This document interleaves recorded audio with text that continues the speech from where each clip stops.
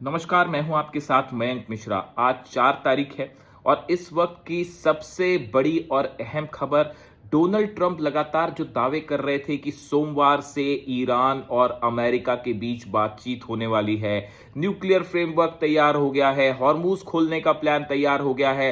इन सारे दावों को ईरान ने सिरे से खारिज कर दिया है और एक बार फिर डोनाल्ड ट्रंप झूठा साबित हो गया है। देखिए, करीब 6 बार ऐसा हो चुका है जब डोनाल्ड ट्रंप ने ये कहा कि मैंने बस ईरान पर हमला करने का आदेश दे दिया था और आखिरी समय पर प्लान चेंज कर दिया। ऐसा 6 बार हो चुका है और अब एक बार फिर ये बात साबित हो गई है कि डोनाल्ड ट्रंप ने बिना किसी आधार के इस तरह के दावे किए कि ईरान के साथ बातचीत हो रही है, जबकि ऐसी कोई बातचीत नहीं हो रही। बात नंबर 1। बात नंबर 2, ईरान के इस बयान के बाद कि अमेरिका से कोई बातचीत नहीं है, अब ये माना जा रहा है कि अगले चंद घंटों में या फिर आज रात तक आप कोई बड़ी स्ट्राइक देख सकते हैं, बड़ा हमला देख सकते हैं। और ये हमला ईरान की तरफ से भी हो सकता है, मुख्य रूप से ईरान की तरफ से हो सकता है। देखिए, मैं बड़ा दावा कर रहा हूं, ईरान की तरफ से स्ट्राइक क्यों हो सकती है, आपको यह भी समझना पड़ेगा। देखिए, डोनाल्ड ट्रंप ने एक नया प्लान तैयार किया है। सेंटकॉम, उनकी जो आर्मी है, उन्होंने, नेवी की जॉइंट कमांड है, इन्होंने एक नया प्लान तैयार किया है और डोनाल्ड ट्रंप का ये प्लान है कि जब तक ईरान डील नहीं करता तब तक कोई भी सामान ईरान के अंदर नहीं जाने दिया जाएगा और ना ही कोई भी सामान ईरान से बाहर जा पाएगा। यही बात ऑयल पर भी लागू होगी कि ईरान का कोई भी ऑयल, तेल, गैस, कुछ भी जो है वो ईरान से बाहर नहीं जाने दिया जाएगा, ना ही कुछ अंदर आने दिया जाएगा। यही वो बात थी जिसको लेकर ईरान की तरफ से प्रीएम्प्टिव स्ट्राइक हुई थी कुवैत पर और जॉर्डन पर। देखिए, ईरान शुरू से ये बात कह रहा है कि अगर अमेरिका का ब्लॉकेड जारी रहता है अरब सागर में, तो पूरे अरब देशों के जितने ठिकाने हैं अमेरिका के बेसिस, वो निशाने पर होंगे। अगर ईरान के इंफ्रास्ट्रक्चर पर हमला होता है तो अरब देशों का इंफ्रास्ट्रक्चर निशाने पर होगा। ये शर्त ईरान की तरफ से रखी गई थी और ये चेतावनी दी गई थी। अब देखिए, ये इकोनॉमिक ब्लॉकेड इसको कहा जा सकता है। ये ईरान की अर्थव्यवस्था को खत्म करने की कोशिश है। देखिए, हकीकत ये है, सच्चाई ये है कि अमेरिका ये जंग हार चुका है और जंग के स्तर पर मिलिट्री, नेवी, एयरफोर्स, इस स्तर पर ईरान को हराने में नाकाम साबित हुआ है। बल्कि ईरान ने जबरदस्त वार करके अमेरिका के बेसिस जो हैं वो सुलगा दिए। यानी इस जंग में अमेरिका कुछ नहीं कर पा रहा। तो अब क्या किया जाए? तो इकोनॉमिक वेपन खोजा गया है, आर्थिक हथियार खोजा गया है कि किसी तरह से ईरान के सामान को बाहर जाने से रोका जाए ताकि ईरान की इकोनॉमी को नुकसान पहुंचाया जाए। लेकिन अमेरिका के डोनाल्ड ट्रंप के इस प्लान के सामने आने के बाद, डोनाल्ड ट्रंप के इस बयानों के सामने आने के बाद, ईरान की सेना की तरफ से, अली अब्दुल्लाही साहब की तरफ से एक बार फिर चेतावनी आ गई है कि अमेरिका ने अगर अपना ब्लॉकेड नहीं हटाया तो इसका नतीजा होगा एक बार फिर अरब देशों में जितने इंटरेस्ट हैं अमेरिका के, चाहे वो कंपनीज हों, चाहे वो मिलिट्री स्टेशंस हों, सब एक बार फिर ईरान की मिसाइल्स के निशाने पर होंगे।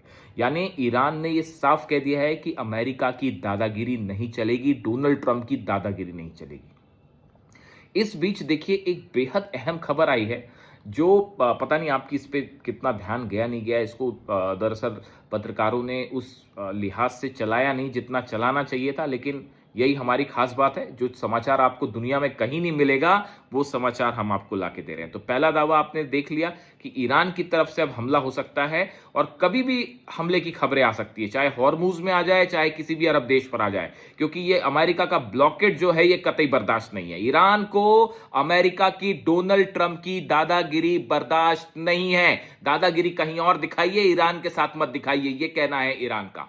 और देखिए, जो दूसरी खबर जिसकी मैं चर्चा करना चाह रहा हूं, अल उदैद बेस पर, कतर में अल उदैद बेस पर हमला जो ईरान की तरफ से किया, उसकी डिटेल्स अब सामने आई हैं और बड़ी हैरान करने वाली डिटेल्स है साहब। बताया ये जा रहा है कि ईरान से 2 फाइटर जेट्स ने टेक ऑफ किया था। ये अभी जो पिछले हमले हुए 3 दिन पहले, उसकी बात है ये। 2 फाइटर जेट्स ने टेक ऑफ किया ईरान से। कौन से फाइटर जेट्स थे? सुखोई 24, रशिया के फाइटर जेट्स ईरान से टेक ऑफ करते हैं 2 फाइटर जेट्स, इसमें पायलट्स थे। ये इन्होंने अल उदैद बेस पर मिसाइल्स दागी, एयर स्ट्राइक करी ईरान ने। देखिए ये बहुत बड़ा दावा है, बहुत बड़ी खबर है। अगर रशिया के सुखोई प्लेन का इस्तेमाल करते हुए ईरान हमले करता है अल उदैद बेस जैसी जगह पर, जहां पर सेंटकॉम का दफ्तर है, उस पर हमले होते हैं, यहां का रडार सिस्टम को तबाह किया जाता है, यहां पर प्लेन खड़े थे उन पर हमले किए जाते हैं। यह बहुत बड़ा सरप्राइज अटैक था ईरान का। देखिए अमेरिका की सेना इस बात का अंदाजा भी नहीं लगा सकती थी कि क्या सुखोई प्लेन का इस्तेमाल करते हुए ईरान हमले करेगा, वो भी अल उदैद बेस पर, ऐसी जगह जो माना जाता है कि सबसे सुरक्षित जगहों में से एक है। और ना जाने कितने यहां पर जो है अमेरिका के इक्विपमेंट लगे हैं, पेट्रियट मिसाइल लगी हुई है और रडार सिस्टम है, अर्ली वार्निंग सिस्टम है। कोई भी ये सुखोई प्लेन्स को नहीं रोक पाया। ईरान के पायलट्स अल उदैद बेस के पास जाते हैं, वहां पर एयर स्ट्राइक करते हैं, वहां पर नुकसान पहुंचाते हैं, तेल डिपोज को आग लगा दिया जाता है बम्बार्डमेंट में, और उसके बाद दोनों प्लेन सही सलामत वापस ईरान लौट आते हैं। देखिए ये बहुत बड़ी खबर है। देखिए अब आप वॉर का नेचर समझिए। देखिए खबरें एक तो होती हैं कि ऐसा हुआ वैसा हुआ, लेकिन आप उसका एनालिसिस समझिए। ईरान पहले के मुकाबले कमजोर होने की बजाय मिलिट्री के स्तर पर और मजबूत होता जा रहा है। आप स्ट्राइक देखिए, और सटीक स्ट्राइक हो रही है। जॉर्डन में जो हमले हुए, कुवैत में हमले हुए, अल उदैद बेस पर हमले हुए, बहरीन पर हमले, कितने सटीक निशाने थे। अमेरिका की फोर्सेस भी हैरान रह गई। आप देखिए मिसाइल्स के मामले में कहा तो कहा जा रहा था साहब मिसाइल खत्म होने वाली है, यहाँ नई नई मिसाइल्स निकलती जा रही हैं, और ऐसी मिसाइल्स निकल रही हैं जो जिनको पेट्रियट और थर्ड पहले के मुकाबले और नहीं रोक पा रहा। मैं हमेशा से आपको ये कहता हूं कि देखिए ईरान के पास जो मिसाइल्स हैं उनके एडवांस वर्जन पर काम हो रहा है। आप अगर गूगल करें, सर्च करें, आपको मिल जाएगा जी खुर्रमशहर एक मिसाइल है जिसकी रेंज 2000 किलोमीटर। हकीकत यह है खुर्रमशहर 5 पर काम हो रहा है बड़ी तेजी से। और इस बात अभी वो यूक्रेन ने माफी ना मांगी होती तो 3 लोकेशंस तय थी यूक्रेन को ठोकने के लिए। पता है आपको ये बात?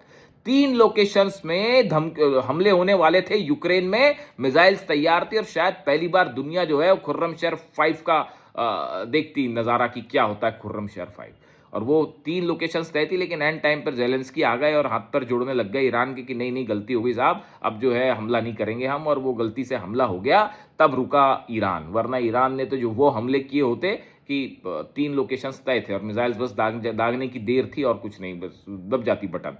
तो ये हाल है। तो देखिए जो मिसाइल्स हैं, चाहे आप सेजिल ले लें, चाहे फतह ले लें, चाहे खुर्रमशहर ले लें, हज कासिम, ये 4 मिसाइल्स ऐसी हैं जिनके एडवांस वर्जन पर तेजी से काम हो रहा है।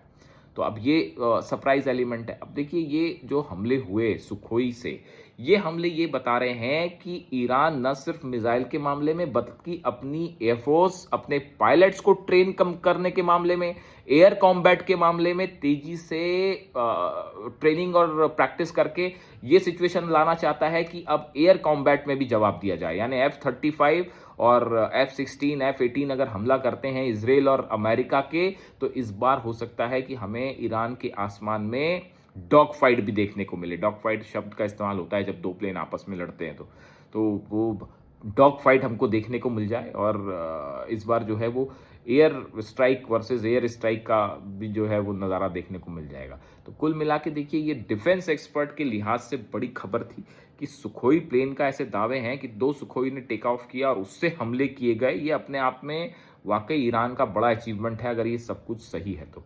देखिए इस बीच एक और अहम खबर है हॉर्मूज में। जैसा आपने देखा, देखिए कल मैंने आपको सुबह बताई थी ये बात, कल सुबह बता दी थी कि हॉर्मूज में धमाके की खबर है और ये जहाज हिट हुआ है। लेकिन कई लोगों ने सवाल उठाए कि नहीं अभी ऐसी खबर नहीं है। अब आप देखिए, देख लीजिए जाके सब जगह कि सब जगह खबरें हैं कि ओमान के पास एक जहाज में धमाका हो गया। मैंने आपको पहले ही कहा था कि वो कुछ स्ट्रेटेजिक आप एनालिसिस करते हैं, उससे आप अंदाज लगाते हैं। जब आप खबरों पर लगातार नजर बनाए रखेंगे, लगातार एक एक चीज का एनालिसिस करते रहेंगे कि हॉर्मूज में ओमान से कितनी दूरी पर धमाके की आवाज आई है, कौन से जहाज में धमाके की आवाज आई है, वो ईरान के पाथ पर था जो ईरान ने अलाउ कर रखा है या नए अमेरिका के पाथ पर था, तो ये सब चीजें धमाका किस लेवल का था इससे अंदाज लग जाता है। ये ड्रोन स्ट्राइक है कि मिसाइल स्ट्राइक है और ईरान की होगी या किसी और की होगी, अंदाज लग जाता। तो देखिए दावा एक बार फिर साबित हुआ कि सही साबित हुआ कि हॉर्मूज में एक जहाज को आग के हवाले कर दिया गया। एक नया दावा फिर आ गया है।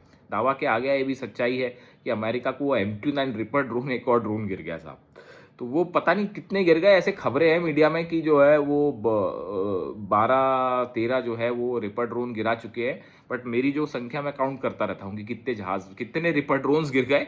मेरे मुताबिक करीब ये जंग का अगर आप टोटल ओवरऑल आंकड़ा निकाल लें तो कम से कम 30 रिपर ड्रोन्स गिर चुके हैं अमेरिका के। ये ऐसा मेरा कैलकुलेशन है, हो सकता है गलत भी हो सकता है सही भी हो। सही होता है या गलत होता है वो आप बेहतर जानते हैं, खबर थोड़े दिनों बाद सही साबित हो जाती है।